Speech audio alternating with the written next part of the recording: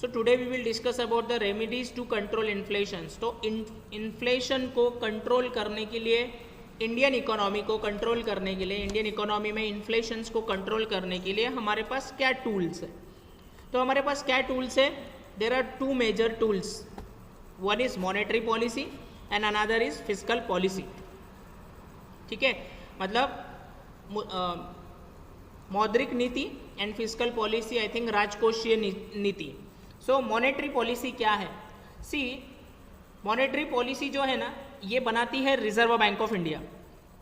Okay, monetary policy reserve Bank of India बनाती है। इस पर आज हम लोग थोड़ा मतलब थोड़ी चर्चा करेंगे। इसके बाद ये आगे हमारे सब्जेक्ट्स में आगे है ही ये टॉपिक, जिस पर हम बहुत अच्छे तरीके से डिस्कस करने वाले हैं monetary policy. But monetary policy ये रिजर्व बैंक ऑफ इंडिया की एक कमेटी होती है, MPC, मॉनेटरी पॉलिसी कमेटी, और वो कमेटी मॉनेटरी पॉलिसी तय करती है। दूसरा फिस्कल पॉलिसी जो है ये मिनिस्ट्री ऑफ फाइनेंस के हाथ में होता है एंड मिनिस्ट्री ऑफ फाइनेंस ये डिसाइड करती है फिस्कल पॉलिसी। सो इसका मतलब क्या है, फ़र्क क्या है, क्या करते क्या ये लोग? सी, मॉनेटरी पॉलिसी जो है ये मॉनेटरी पॉलिसी, इसमें कुछ टूल्स होते हैं। ठीक है, मॉनेटरी पॉलिसी ये कुछ भी नहीं है। मॉनेटरी पॉलिसी ये एक माध्यम है जिससे इंडियन इकोनॉमी में पैसे की जो लिक्विडिटी है, liquidity of money in the market, वो बनाए रखने का काम करती है रिजर्व बैंक ऑफ इंडिया। मतलब इकोनॉमी में कितने पैसे छोड़ना है, लिक्विड मनी, लिक्विड कैश कितनी इकोनॉमी में छोड़ना है और कितनी एब्जॉर्ब करना है इकोनॉमी से, इस डिसीजन को कहा जाता है monetary policy. Monetary policy is the process, ये एक प्रोसेस है जिसके माध्यम से इंडियन इकोनॉमी में पैसे के फ्लो को, पैसे के लिक्विड फ्लो को कम ज़्यादा किया जाता है। ओके, अब इसको कम ज़्यादा करने के लिए इसके कुछ टूल्स हैं। Tools like CRR, SLR, repo rate, reverse repo rate, bank rate, base rate. ठीक है, यहाँ मैं लिख देता हूँ तो समझ जाएगा। CRR, SLR, repo rate, reverse repo rate, bank rate, MSF, ऐसे काफ़ी सारे। ठीक है, सो ये कुछ टूल्स हैं monetary policy, CRR, SLR, repo rate, reverse repo rate, bank rate, MSF, marginal standing facility. So इनके माध्यम से रिजर्व बैंक ऑफ इंडिया जो है वो इकोनॉमी में पैसे के फ्लो को कम ज़्यादा करते रहती है। ओके, और इसको कम ज़्यादा करने से इकोनॉमी में जो महंगाई है, ठीक है, उसको कंट्रोल किया जाता है। कैसे? देखिए, ये जो CRR और SLR रहता है, ठीक है, इसको कहा जाता है डायरेक्ट इंस्ट्रूमेंट। ठीक है, एक होता है repo rate, reverse repo rate और MSF, ये तीनों को कहा जाता है इनडायरेक्ट इंस्ट्रूमेंट्स। तो CRR और SLR डायरेक्टली इम्पैक्ट करते हैं इकोनॉमी में, and repo rate, reverse repo rate and MSF ये इनडायरेक्टली इकोनॉमी में इफेक्ट करते हैं। अब ये जो CRR है और SLR है, CRR ऑलमोस्ट 3% है अभी। ये www.rbi.org.in, this is the reserve Bank of India site. इस पर आप अगर जाओगे तो आपको लेफ्ट साइड में repo rate, reverse repo rate, bank rate, base rate, MSF, इन सब के परसेंटेज वहाँ समझ में आ जाएंगे आपको। तो ये जो CRR है और SLR है, cash reserve ratio, statutory liquid ratio, तो CRR ऑलमोस्ट 3% है और SLR ये 18.3%, 18.5% है ऑलमोस्ट, आई थिंक कि 18% है। वो गूगल, मतलब आप RBI की साइट पर इसको चेक कर लेना, या इसके ऊपर मेरा एक वीडियो भी बनाया है मेरे यूट्यूब चैनल पे जिसका नाम है इकोनॉमिक सॉल्यूशंस। इस पर भी आप इसको सीख सकते हैं मॉनेटरी पॉलिसी को। तो मॉनेटरी पॉलिसी में जैसे CRR 3% है और SLR 18% है, तो फिलहाल 18% राउंड फिगर लेते हैं और फिर इसी के ऊपर हम डिस्कस करेंगे, इसी से समझने की कोशिश करेंगे। वैसे अगर यहाँ नहीं समझते हैं तो आगे भी ये टॉपिक पे हमें बहुत सारी बातें करनी है। सो CRR समझिए 3% मेंटेन करना है और SLR 18% मेंटेन करना है। तो ये किसको मेंटेन करना होता है? ये मेंटेन करना होता है भारत की सभी बैंकों को, क्योंकि Reserve Bank of India is the regulatory body of banking industry. Banking industry की रेगुलेटरी बॉडी है RBI। तो RBI RBI act 1934 section 2 subsection e में जितनी भी बैंक आती है उन सभी बैंकों को सीआरआर, एसएलआर, रेपो सारी चीज़ें मेंटेन करनी पड़ती है। अब सीआरआर और एसएलआर तो कौन सी बैंकों को मेंटेन करनी पड़ती है? तो सारी पब्लिक सेक्टर बैंक जितनी भी है भारत में, ऑलमोस्ट 12 है अभी। प्राइवेट सेक्टर बैंक 23 थी, अभी थोड़े आंकड़े आगे गए इसके। फॉरेन बैंक आई थिंक 41 के करीब है।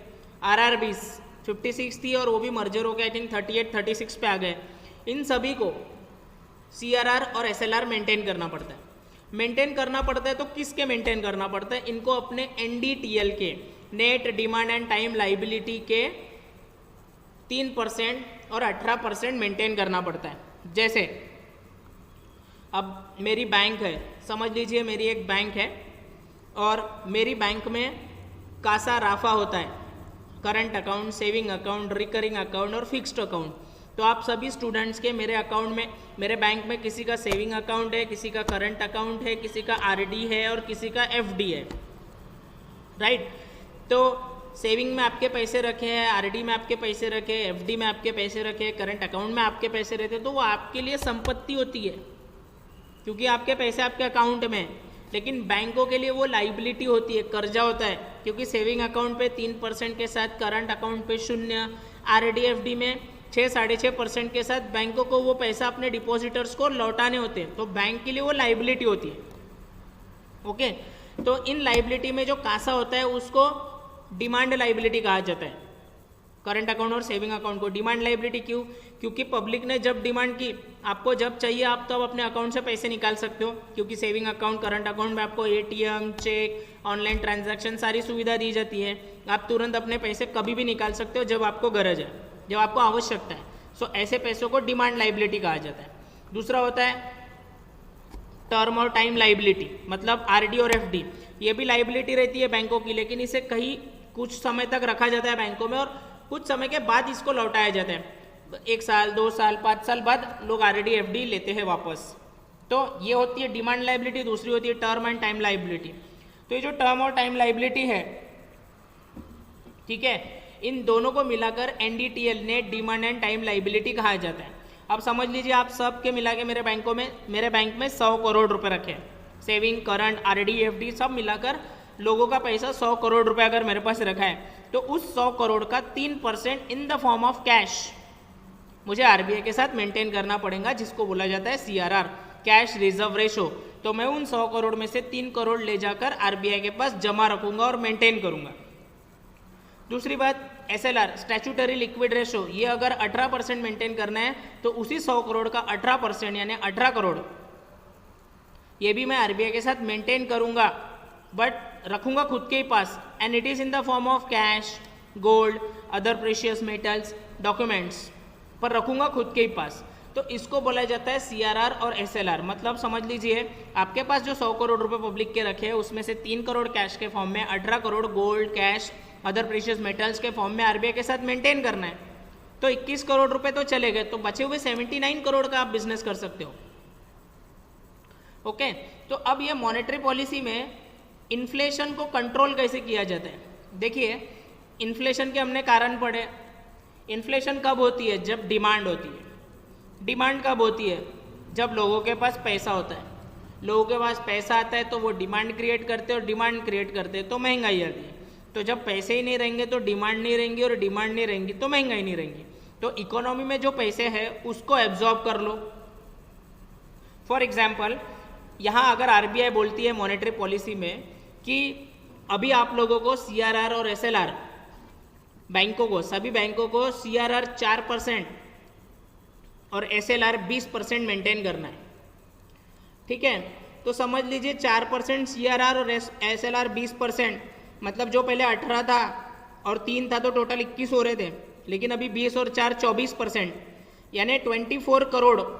पहले 79 करोड़ का बिजनेस 21 करोड़ देकर 79 करोड़ में बिजनेस करते थे मतलब ही वो बैंक वो 79 करोड़ रुपीस जो है वो बैंक पब्लिक को लोन देती थी, home loan, car loan, education loan, और उसी पैसे से पैसे बनाती थी। 14%, 18%, 16% पे लोन बांटते हैं और इधर लोगों को 6-6.5% एफडी और आरडी में देते हैं और बीच का परसेंटेज बैंक कमाती है। बैंक की इस तरीके से इनकम होती है। तो अगर अभी आरबीआई ने कहा है कि अभी आपको 4% CRR और SLR 20% मेंटेन करना है, मतलब 24 करोड़, मतलब और एक्स्ट्रा जहाँ पे 21 करोड़ हो रहा था वहाँ 24 करोड़ जा रहा है, मतलब 79 करोड़ का बिजनेस करते थे, अब वो बिजनेस 76 करोड़ पे आ गया, मतलब 3 करोड़ से कम हो गया बिजनेस एक पर्टिकुलर बैंक का। ये आंकड़े हजारों करोड़ों में रहते हैं, तो 3 करोड़ कम दे पाएंगी ये बैंक। और जब इस तरीके के डिसीजन आरबीआई लेती है CRR और SLR को कम कर देना, ठीक है, तो CRR और SLR कम होने के कारण क्या होता है कि जो बैंक रहती है वो भी अपने home loan, car loan, education loan के परसेंटेज उधर बढ़ा देती है। और वो बढ़ाया इसलिए जाता है ताकि पब्लिक उनके पास लोन लेने ना आए, क्योंकि बैंकों के पास पैसे नहीं है। पहले 79 करोड़ थे बिजनेस करने के लिए, अब 76 करोड़ ही है, तो वो थोड़े परसेंटेज बढ़ा देते उधर, तो उधर पब्लिक नहीं आती। और जब पब्लिक नहीं आती तो पब्लिक को पैसे नहीं मिलते तो वो लोग डिमांड क्रिएट नहीं करते, और डिमांड क्रिएट नहीं करते तो देश में महंगाई नहीं आती। सो आई होप आपको समझ में आ रहा होगा। इस तरीके से reserve Bank of India monetary policy के माध्यम से इकोनॉमी को कंट्रोल करने की बात करती है, काम करती है। बाकी के जो रेपो, रिवर्स रेपो, ये सारी चीज़ें हम आगे, मॉनेटरी पॉलिसी ही हमारा नेक्स्ट चैप्टर है, उसमें इसको कंफर्म अच्छे तरीके से हम लोग पढ़ेंगे। फिस्कल पॉलिसी क्या होता है कि फिस्कल पॉलिसी में क्या होता है कि जो गवर्नमेंट ऑफ इंडिया है वो खर्चों पर कंट्रोल करते हैं, जो पब्लिक एक्सपेंडिचर रहते हैं उस पर कंट्रोल करते हैं। जैसे देखो, अभी पब्लिक के पास पैसे है तो लोग इन्फ्लेशन क्रिएट करते हैं, डिमांड क्रिएट करते हैं, और उससे इन्फ्लेशन आती है। तो पब्लिक के पास का पैसा एब्जॉर्ब करने का काम करती है गवर्नमेंट। कैसे एब्जॉर्ब करेंगी? तो गवर्नमेंट अपने टैक्स रेट बढ़ा देंगी। अगर गवर्नमेंट ने इनकम टैक्स का रेट बढ़ा दिया, या सर्विस टैक्सेस, मतलब जो कि इनडायरेक्ट टैक्सेस है, मतलब जो GST के अंदर आते हैं, उसको अगर बढ़ा दिया तो पब्लिक का मैक्सिमम पैसा गवर्नमेंट के पास एब्जॉर्ब हो जाता है। तो लोगों के पास पैसे नहीं रहते डिमांड क्रिएट करने के लिए, और जब लोगों के पास पैसे नहीं है डिमांड क्रिएट करने के लिए तो इन्फ्लेशन नहीं होता है, ठीक है। सो इस तरीके से टैक्सेस बढ़ा देना, या गवर्नमेंट जो पब्लिक एक्सपेंडिचर कर रही है, जैसे हमारे नागपुर में ब्रिज बन रहे हैं, ब्रिज मतलब मेट्रो के लिए अब इतनी बड़ी रूट, बहुत सारे पिल्लर बनाने पड़े, उसके लिए सीमेंट लगा, रेती लगी, गिट्टी लगी, मैन पावर लगा, मशीनरीज लगी। तो इन सब चीज़ों की सडनली डिमांड बढ़ गई तो इनके भाव भी बढ़ गए, इनके प्राइस भी बढ़ गए। मेन लोगों का वेजेस बढ़ा, मटेरियल के कारण मटेरियल के, सीमेंट के दाम बढ़े, लोहे का दाम बढ़ा, ओके, सरिया वगैरह लगती है उसमें, सो उसका दाम बढ़ गया, तो उसके कारण उसमें इन्फ्लेशन आ गया, उन पर्टिकुलर चीज़ों में इन्फ्लेशन आ गया। तो इसको कंट्रोल किया जाता है फिस्कल पॉलिसी के माध्यम से कि थोड़ा परचेस कम कर दो, ठीक है, टैक्सेस बढ़ा दो, इस तरीके का, ये भी हम पढ़ेंगे आगे। सो इस तरीके से भी इन्फ्लेशन को कंट्रोल करने की कोशिश की जाती है। आई होप आपको समझ में आ रही होंगी सारी चीज़ें, ठीक है। उसके बाद अगर हम अदर मेजर्स की बात करेंगे, ठीक है, अदर मेजर्स की अगर हम लोग बात करेंगे, so increase in production. See, increase in productions is a most effective method of checking inflation. Those goods can be produced more whose price are likely to rise rapidly, and for the and for the production of the same the government can fix incentives.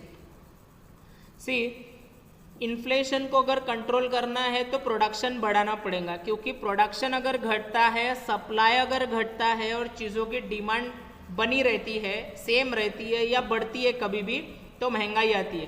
तो demand को अगर maintain करना है तो supply maintain करना पड़ेगा, और supply maintain करना है तो प्रोडक्शन इंक्रीज करना पड़ेगा। और अगर आप प्रॉपर तरीके से जितनी डिमांड है उतना प्रोडक्शन या उतना सप्लाई आप मार्केट में छोड़ते हो तो उस पर्टिकुलर चीज़ में इतनी महंगाई नहीं आती। तो इस तरीके से भी इन्फ्लेशन कंट्रोल किया जा सकता है। Second point is rationing. See, control on consumption on certain goods, fixing of consumption quota can also prove to be effective in controlling the increase in price of certain scarce commodity. See, ऐसी कोई वस्तु है जिसका जो बस मतलब scarce है, बहुत कम है, ठीक है, तो उस चीज़ की डिमांड नहीं बढ़नी चाहिए, तो उसके लिए एक कोटा तय होता है कि आप इसको इतना ही खरीद सकते हो, इसके ऊपर नहीं, क्योंकि अगर इसके ऊपर खरीदना है तो फिर डिमांड बढ़ेंगे तो महंगाई बढ़ेगी, इसीलिए उसको कंट्रोल कर लेना। Third one is price control. Another direct weapon to control inflation is controlling the price of some important commodities by the government, ठीक है। अब किसी पर्टिकुलर चीज़ में, किसी पर्टिकुलर इंडस्ट्री में इन्फ्लेशन को कंट्रोल करना है तो उस पर्टिकुलर प्रोडक्ट के प्राइस को कंट्रोल करने की बहुत ज़रूरी रहती है, और गवर्नमेंट फिर उसको करता है ऐसा, ठीक है। जनरली जो खेती के प्रोडक्ट रहते हैं, एग्रीकल्चरल प्रोडक्ट्स पर जनरली गवर्नमेंट ऐसा करती है। Relaxations on imports and exports में be reduce. See, relaxations on imports and exports में बी रिड्यूस। इंपोर्ट पे रिलैक्सेशन देना यानी इंपोर्ट पर पाबंदी नहीं लगाना, आने देना, क्योंकि इंपोर्ट आते रहेगा तो सप्लाई जो है बना रहेगा, सप्लाई बना रहेगा तो चीज़ों की डिमांड क्रिएट नहीं होंगी, ज़्यादा डिमांड और सप्लाई मैच हो जाएंगे तो प्राइस भी स्टेबल रहेंगे, इन्फ्लेशन नहीं आएगा।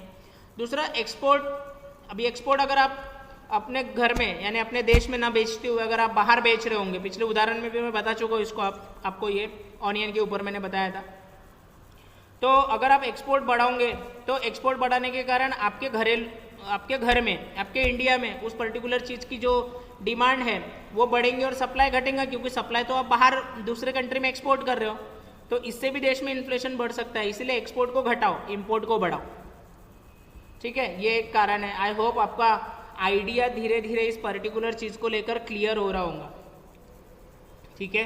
वैसे अगर ये नहीं समझा तो आगे बहुत सारे लेक्चर्स में हमें ये सीखने मिलने ही वाला है, और फिर भी अगर आपका कॉन्सेप्ट क्लियर नहीं होता है तो आप मुझसे आकर मिल सकते हैं कॉलेज में।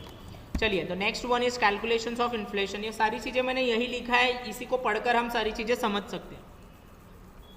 देखिए क्या लिखा है, inflation in India is calculated on the basis of change that occur in wholesale price index. देखिए पहले जो इन्फ्लेशन था भारत में, मतलब आज भी है, आज अराउंड 3.34% का इन्फ्लेशन है, लास्ट ईयर 4.54% का इन्फ्लेशन था भारत में। लेकिन इन्फ्लेशन कैलकुलेट कैसे करते थे, पहले कैलकुलेट किया जाता था WPI के माध्यम से, होलसेल प्राइस इंडेक्स के माध्यम से। लेकिन अभी रिजर्व बैंक ऑफ इंडिया ने CPI अडॉप्ट किया है 2014 से, तो अब हम CPI पे मतलब कंज्यूमर प्राइस इंडेक्स पे इन्फ्लेशन को कैलकुलेट करते हैं। See, inflation in India is calculated on the basis of changes that occur in wholesale price index. तो पहले होलसेल प्राइस इंडेक्स में जो चेंजेस होते थे उससे इन्फ्लेशन कैलकुलेट किया जाता था। Through inflation in calculated on the basis of changes in both the indices. However, earlier weightage was given to wholesale price index and calculating inflation, but now the weightage has shifted to consumer price index. तो दोनों का महत्व था, लेकिन ज़्यादातर weightage पहले wholesale price index पर था, लेकिन अब ज़्यादातर वेटेज कंज्यूमर प्राइस इंडेक्स पे आ गया। वेटेज दोनों का है, लेकिन ज़्यादा weightage CPI consumer price index का है। From wholesale price index to consumer price index in India, in the year 2014, RBI adopted CPI as a standard to measure inflation instead of WPI. तो जैसा कि मैंने अभी आपको बताया कि रिजर्व बैंक ऑफ इंडिया ने 2014 के बाद से WPI से जो वेटेज है वो CPI की तरफ ट्रांसफर कर दिया है। The reason for the same was to provide an appropriate measure of inflation in the economy since the change in wholesale prices doesn't affect। देखिए इम्पैक्ट क्या था, क्यों चेंज करने में आया, कारण ये था कि जो पहले WPI था उसके अगर प्राइजेस में चेंजेस आ गए, होलसेल प्राइस इंडेक्स जिसमें प्रोडक्ट का होलसेल प्राइस तय होता था और कंज्यूमर प्राइस इंडेक्स में इंडिविजुअल लेवल पे होता है, आगे देखेंगे हम लोग। सो होलसेल प्राइस इंडेक्स में अगर कुछ चेंजेस आ रहे तो उसका इम्पैक्ट या उसका रिफ्लेक्ट प्राइजेस पे नहीं होता था उस पर्टिकुलर प्रोडक्ट के जो कंज्यूमर खरीद बेच रहा है। इसीलिए CPI has been selected as a yardstick to calculate inflation in India। इसीलिए अब उसको CPI के ऊपर मतलब CPI पर शिफ्ट किया है, ठीक है, क्योंकि WPI का इतना इम्पैक्ट प्राइजेस पर नज़र नहीं आता था। नाउ होलसेल प्राइस इंडेक्स क्या है? As the name suggested, wholesale price index looks at the change in wholesale prices. It is the basket of goods for which the changes in their above prices is noted from one period to another. See, कैसा था wholesale price index, इसमें कुछ baskets होती है, ठीक है, इसमें तकरीबन 676 आइटम है, 676 आइटम्स हैं जिनकी बास्केट होती है, और उन बास्केट के प्राइजेस में चेंजेस हो गए तो उन चेंजेस को यहाँ गिना जाता है। मतलब जैसे अगर मैं इन्फ्लेशन का अगर मैं आपको उदाहरण दूँ, उदाहरण मतलब कि इन्फ्लेशन को कैसे मेजर किया जाता है, समझ लीजिए, if the rate of rice year ago was ₹20 a kilo and currently it is ₹22 a kilo, then the inflation is 10%। You can calculate like that. तो इस तरीके से होलसेल प्राइस इंडेक्स का उसका कैलकुलेशंस था पूरा। Wholesale price index goods are placed in a proportion in India's wholesale basket as follows. See, तो उस बास्केट में किस प्रोपोर्शन में कैसे गुड्स थे.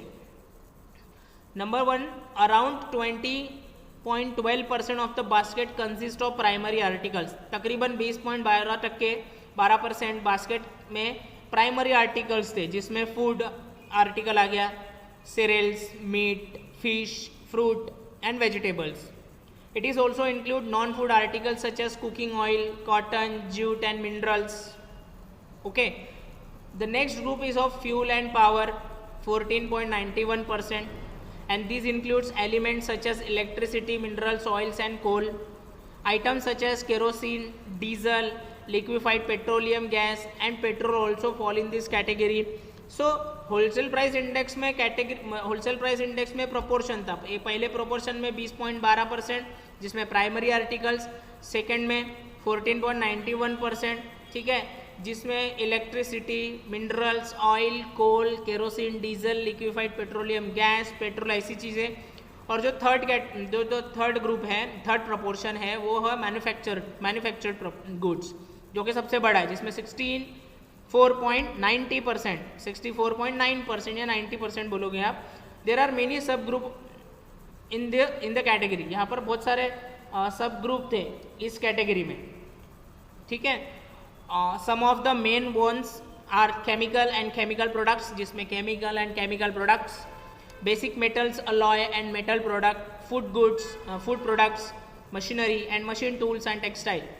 Even though changes in bulk prices of item in the WPI basket may not be affected the consumer directly, however it goes gradually affect the prices of retail goods.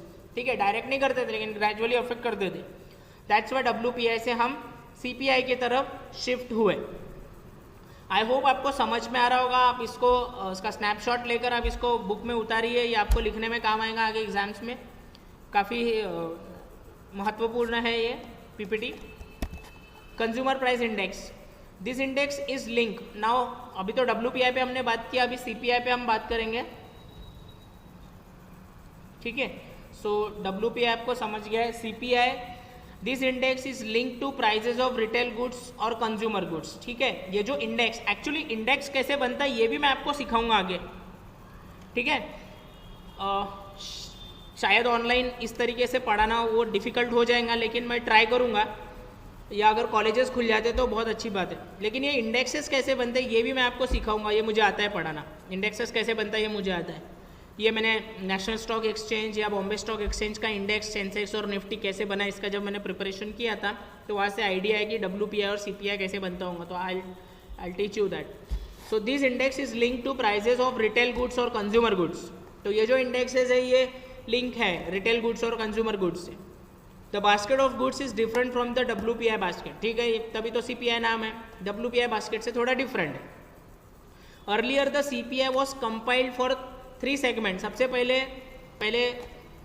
CPI जो था वो 3 segment में compile था. एक industrial, दूसरा agriculture और तीसरा rural worker.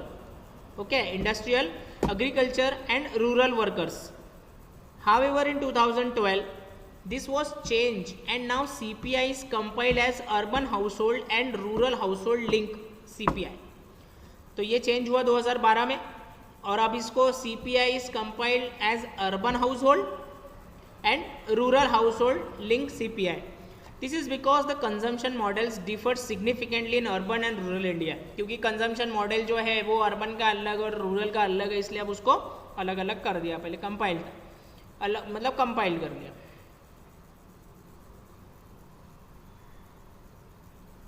Consumer price indices CPI released at national level. Indices और इंडेक्स एक ही बात है, ठीक है. Consumer price indices CPI released at national level are CPI for industrial worker. तो CPI फॉर इंडस्ट्रियल वर्कर को IW कहते हैं. CPI for agriculture labourer AL, rural labourer RL, CPI rural urban combined. While the first two are compiled and released by the Labour Bureau in the Ministry of Labour and Employment, ठीक है. तो जो पहले के दो है, ठीक है, पहले के जो है दो, उसको कंपाइल किया और रिलीज किया with the labour bureau in the ministry labour and employment. और जो थर्ड है by the central statistic office, उसके साथ कंपाइल किया। In the ministry of statistics and programme implementations in India, RBI uses CPI combined release by CSO for inflation purpose. CSO के बारे में भी पढ़िएगा आप, central statistics organisation office, central statistics office. So इसमें भी आपको बहुत सारी चीज़ें इन्फ्लेशन से रिलेटेड ये लोग क्या करते हैं उसमें आपको बहुत सारी चीज़ें सीखने मिलेंगी। थोड़ा गूगल भी किया करो, जैसा हम पढ़ा रहे हैं इसके अलावा भी गूगल करोगे तो बहुत सारी चीज़ें आपको सीखने मिलेंगी, समझ में आएगा और आप कंपाइल कर पाओगे कि मैं जो पढ़ा रहा हूँ वो सही पढ़ा रहा हूँ या नहीं। तो थोड़ा गूगल भी करिए सारी चीज़ें, तो आपको ज़्यादा समझ में आएंगी। थोड़ा रिसर्च वर्क किया करो तो अच्छे से सीखोगे, क्योंकि आगे जो है ये ऐसा एक समय पे पढ़ रहे हो, एग्ज़ाम दे रहे हो, लिख कर आ रहे हो और बाद में आप जब जॉब के लिए बाहर निकलोगे मार्केट में ग्रेजुएशन कंप्लीट होने के बाद तो आपको कुछ आ ही नहीं रहा है। तो ऐसा नहीं होना चाहिए। मेरा हर एक स्टूडेंट्स उधर बाहर नौकरी में अच्छे से या बिजनेस करता है तो बिजनेस में सक्सेस होना ही चाहिए। इस उद्देश्य के साथ ही मैं सारी चीज़ें पढ़ाई करके पढ़ाता हूँ। सो आप भी प्लीज़ थोड़ा सा गूगल करके इसको पढ़ने की कोशिश करिए। The next one is consumer price index. See consumer price index CPI। The new CPI has 5 sub groups including, अभी जो नया CPI है उसमें 5 सब ग्रुप्स है, जिसमें फूड एंड बेवरेजेस है, फ्यूल एंड लाइट है, housing and clothing, bedding and footwear. The weightage for the rural and urban baskets, for example, the urban basket has a much higher weightage to housing related item. ठीक है, तो जो urban basket है तो वो उसमें housing related item ज़्यादा है। There are some common component in both basket, दोनों बास्केट में कुछ कॉमन कंपोनेंट भी है जैसे कि fuel and food articles, but here as well the CPI focuses mainly on and consumption. पर CPI कहाँ पर फोकस करता है? एंड कंजम्पशन किसका हो रहा है, किस आर्टिकल्स का है। ठीक है, मेरे WPI is a mix of both, WPI में दोनों मिक्स करते थे लेकिन CPI में उसको पहले वो कंजम्पशन पर ज़्यादा फोकस करते। Base year for WPI and CPI, current WPI base year इन 2004-500। तो WPI का बेस ईयर है 2004-5, मतलब यहाँ पे हम WPI पे हम लोग काम करते थे इन्फ्लेशन पे, विच इज़ 100 कैसे लिया बेसिस उस पर भी हम डिस्कस करेंगे। Current CPI base year in 2012-100। Items in WPI and CPI, देखिए मैंने बताया था आपको there are total 676 items in WPI and inflation is computed taking 5482 price quotation. इतना प्राइस कोटेशन लिया जाता है WPI में। The number of item in CPI basket include 448 in rural and 460 in urban. Thus it makes it clear that CPI basket is broader than WPI basket. तो यहाँ पर 676 हो रही है, इन दोनों की टोटल कितनी हो रही है? 906। तो यहाँ पर ज़्यादा आइटम, ज़्यादा बड़ी बास्केट है ये WPI से, इसलिए हम CPI से आज इन्फ्लेशंस को कंट्रोल करने की या उसका कैलकुलेशंस करने की कोशिश की जाती है। कंट्रोल तो हम मॉनेटरी पॉलिसी और फिस्कल पॉलिसी के माध्यम से करते ही हैं।